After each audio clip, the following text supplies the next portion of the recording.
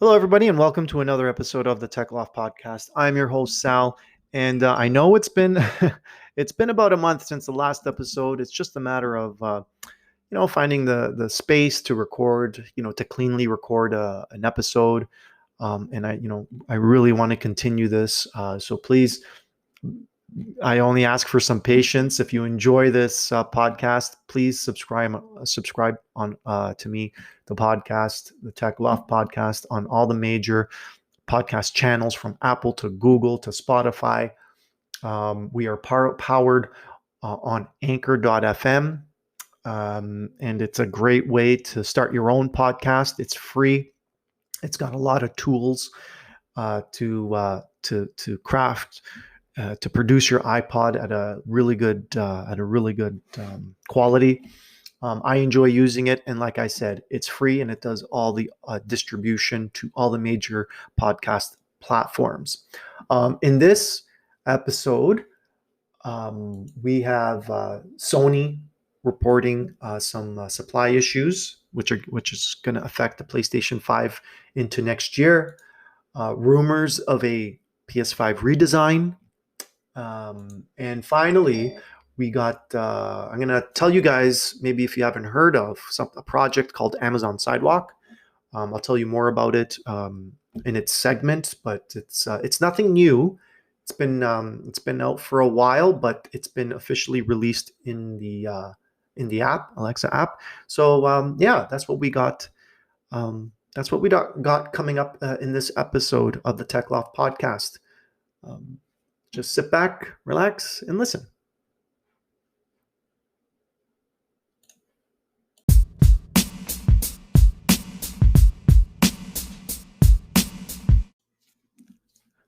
Okay, so for our first article, it's regarding Sony warns tight PlayStation 5 supply to extend into next year. So this has to do with the shortages of the silicon chips for the consoles, but this isn't just for consoles. It's all across the board, computers and stuff like that. I think graphics cards as well are suffering from shortages.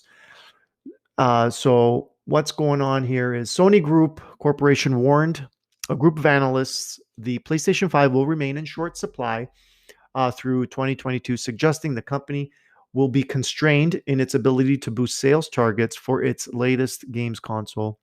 While reporting financial results in late April, the Japanese conglomerate said it had sold 7.8 million units of the console through March 31st, and it is aiming to sell at least 14.8 million units in the current fiscal year. That would keep it on pace to match the trajectory of the popular PlayStation 4, which has sold in excess of 115.9 million units to date. In a briefing after those results, Sony told analysts it is challenging to keep up with the strong demand. The PS5 has been difficult to find in stock since its release in November, in part because of shortages in components such as semiconductors, and the company hasn't given an official estimate for when it expects supply to normalize. Here's a quote from Chief Financial Officer Hiroki Totoki, who said this at a briefing. I don't think demand is calming down this year, and even if we secure a lot more devices and produce many more units of the PlayStation 5 next year, our supply won't be able to catch up with the demand. Man, this isn't good news for myself because I have to still pick up a PlayStation 5. I'm waiting for the refresh model that they usually, that second version of it where they maybe work out any kinks and stuff like that. That's, nothing, there's nothing major in the first generation, but yeah, I want the second one this time. Sony said it would buy back up to 200 billion yen of its own shares after reporting profit for the March quarter that fell short of analysts' estimates. It forecasts that operating profit should slide about 4% in the current fiscal year, but analysts have been weighing whether the company could exceed the conservative outlook with the help of strong demand for the new console and games. Shares have dropped about 8% since the earnings report on April 28th, after rising 75% over the previous year. Totoki told analysts that Sony needs to ramp up production as soon as possible and to make sure there are consoles on store shelves. Demand will remain high regardless of the COVID-19 situation. The CFO assured an analyst wary about Sony's ability to fully capitalize on the stay-at-home entertainment surge triggered by lockdowns and emergency orders. He said, "We have sold more than 100 million units of PlayStation 4, and considering our market share and reputation, I can't imagine demand dropping easily." Still, the company's latest earnings report suggests that stay-at-home demand is leveling off. Um, Sony said monthly active users on PlayStation Network fell to 109 million at the end of January to March period from 114 million a quarter earlier, as sales of full games also declined in the period from the year earlier. Rival Nintendo warned last week that component shortages could affect production. It's officially targeting sales of 25.5 million consoles in the year ending March 2022. Down slightly from previous year, but internally, Nintendo's management said it should be shooting for production between 28 and 29 million consoles, Bloomberg News has reported. So, yeah, hopefully this doesn't go for too much longer. I do want to get my hands. I mean, I'm not running out tomorrow to find one. I'm not actively looking for one, but like I said, when that free refresh model comes out, which I also heard that they're going to be changing chip sizes and stuff like that, which should help. But I got to look for that article and share that with you guys as well. Okay, so now, as I discussed in my previous segment, I mentioned that Sony was doing a chip redesign, which they're trying to help with the production. So we have here an article: PS5 redesign reportedly coming in 2022 with this big change. So redesigned PS5 with a new AMD chip could be in the works already. Now, from what I understand, it's not a PS5 Pro. I should be operating at the same power and all that stuff. When I mean power, I mean computing power. Let's go on with this article. The PS5 is so popular that shoppers are clamoring for PS5 restocks 6 months after launch, but there could be a big change on the way that's worth waiting. So there's an article from DigiTimes that reports that the semiconductor manufacturer TSMC is planning on producing a redesigned PS5 at some point in the second and third quarters of 2022. Oh man, that's a long ways away. And it could deliver considerably more power. Oh, well, I stand corrected. I because I found a previous article that said that it wasn't gonna be any more powerful. It was just gonna maintain the same amount of processing power. But like all refreshes, sometimes the less energy consumption and all that stuff. But anyways, let's go on with this article. The idea of a redesigned PS5 might seem a little premature given the current PS5 isn't even a year old. But the lack of stock and challenges around semiconductor supply did see Tony CFO Hiroki Totoki suggest stock shortages could be overcome with to electronic product design or finding other supply chain resources. Um, Here is another quote from Totoki. For example, we could find maybe a second resource for semiconductors, or by changing design, we could cope with semiconductor shortages. This is what he said in his fourth quarter 2021 earnings call. It is unclear whether Totoki is referring to the PS5 here or other electronics or both. But combined with Digitime supply chain sources, the idea of a redesign doesn't seem too far-fetched. According to Digitime sources, the redesigned PS5 could sport new silicon with a new semi-customized CPU from AMD built on the 6 nanometer process node. The current PS5 uses a 7 nanometer custom octa-core AMD Zen 2 processor. The move from the move from 7 to 6 nanometer could see the PS5 deliver a performance boost and make more efficient use of power.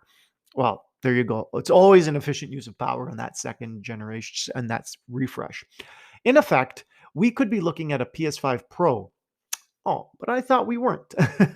Everything that this article is saying is totally contradicting an article that I read not that long ago. But anyways, this wouldn't be the most unusual thing, as the PS4 Pro followed the PS4, but that was after 3 years after the latter's release in November 2013.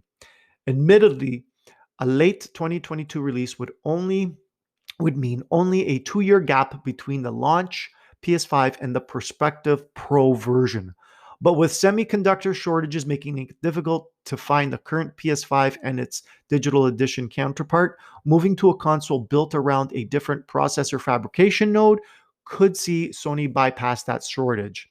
That's assuming that 6 nanometer chip yields could be strong enough to come with prospective demand. We have no way to verify Digitime sources, but that's not stopped our brains from imagining what we would like to see from the PS5 Pro. An obvious one would be a more compact and less striking design, perhaps one that can be better integrate with existing entertainment units. Maybe it's talking about its physical footprint, which it does seem pretty big. More power and increased SSD storage space would also be appreciated, as the 825 gigabyte of storage on the PS5's superfast PCIe 4.0 SSD isn't very spacious for modern games and their large install size. And usually we do see an increase in storage space with a refresh model. I remember, with the PS4, they started out at 500 gigabytes. And then after, you can buy a new model with a 1 terabyte, right? They just doubled the memory, the memory, the design, but the guts inside, the power of it remain the same. Having said that, we're only now just seeing the power of the PS5 get put into proper action, with the likes of Returnal really showing what a game can look like and deliver when built specifically for a single platform. So there's likely a lot more to be had out of the PS5 before we get an upgraded one. Time will tell if this supply chain leak results in a new games console some 18 months down the line. Again, I'm thinking of a refresh model, new design, because that always comes out a couple years later, if I'm not mistaken, but it does come out. And then, of course, we have Pro versions with updated graphics. But I would think that would need more RAM and all that stuff. And that would just mean more semiconductors, more chips, and everything like that. But there you go. PS5 redesign for 2022.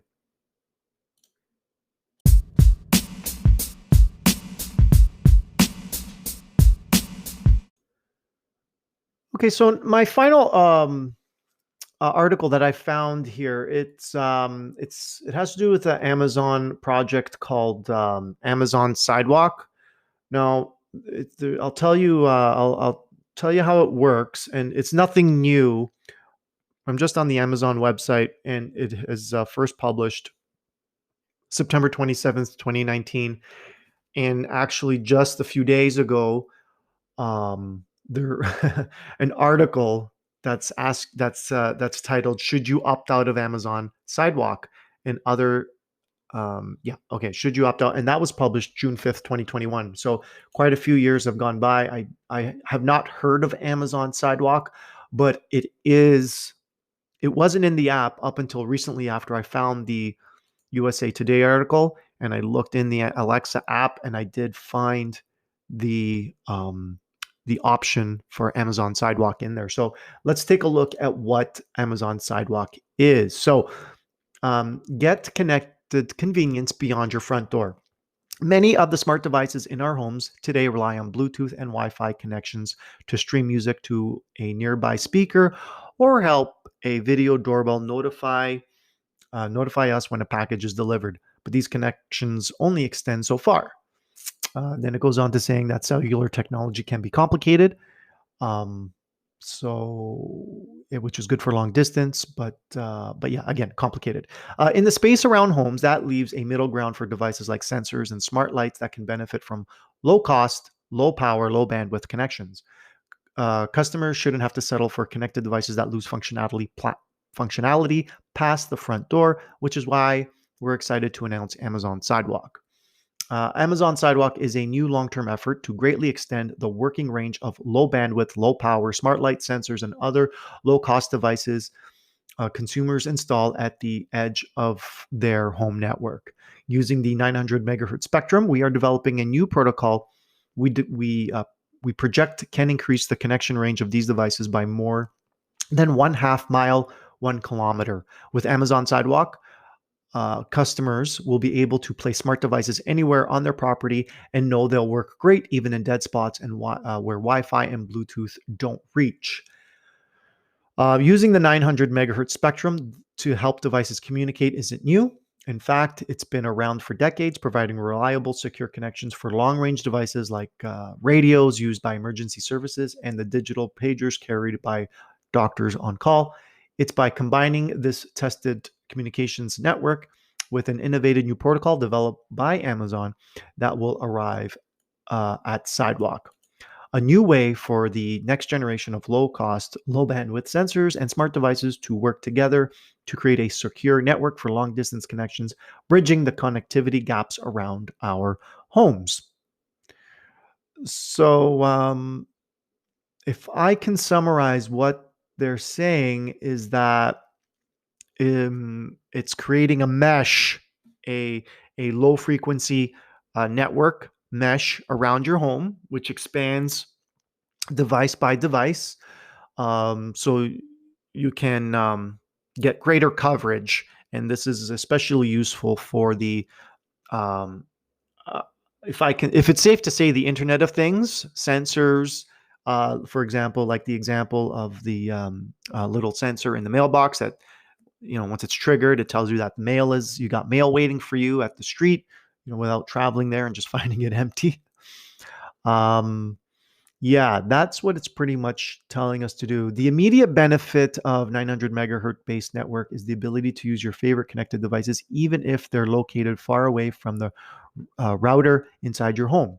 Today, Ring smart lighting bridges use connections in the spectrum to extend the range of smart lighting products, and soon additional devices, including the latest generation Ring floodlight camera and Ring spotlight camera, will also help customers extend the network connections around their homes and control those 900 megahertz devices at much greater distances. That's pretty much it. And it goes on talking about this new service called Fetch, which has to do with pets, especially dogs.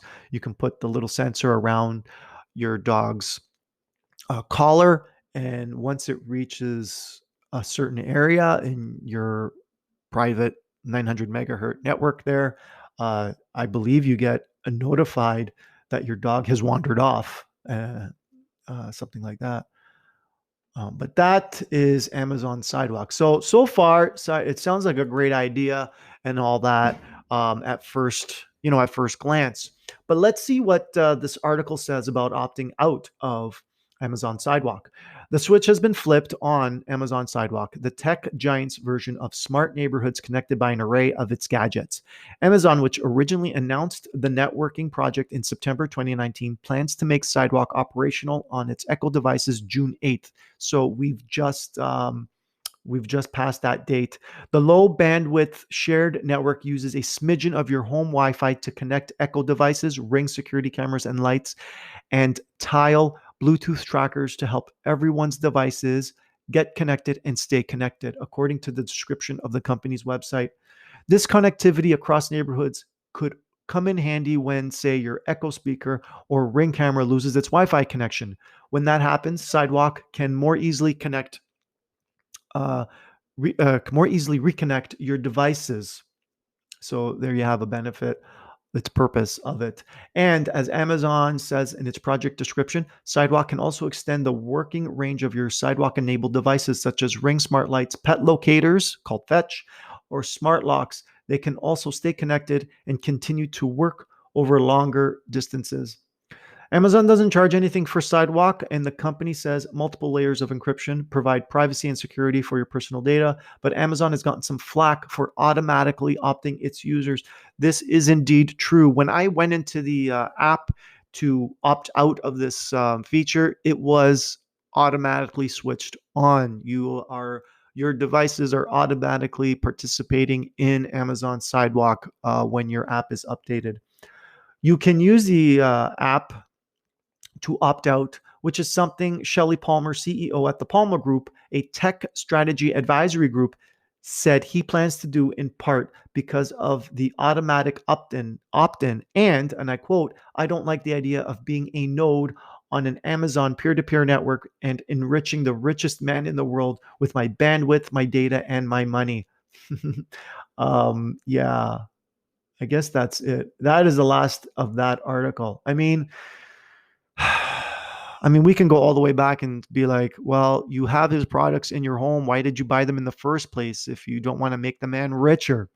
But the true point here is the automatic opt-in of this, and like the article says, if it uses a smidgen, I wonder how little that is of your own internet access to connect and create, maintain the private little Amazon network around your home and in your neighborhood, because they all get interconnected, if I'm not mistaken.